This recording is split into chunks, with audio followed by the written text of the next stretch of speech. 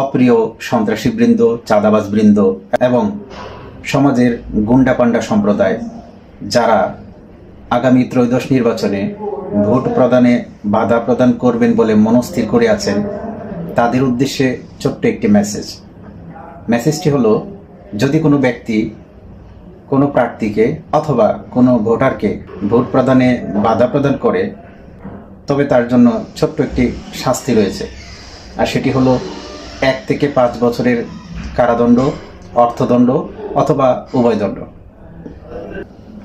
সুতরাং এই নির্বাচনে আপনি যদি ভেবে থাকেন আপনার প্রতিপক্ষ প্রার্থী অথবা প্রার্থীর সমর্থকদেরকে ভোট প্রদানে বাধা প্রদান করবেন, তাহলে আপনার জীবন থেকে 1 থেকে 5টি বছর নাই হয়ে যাবে।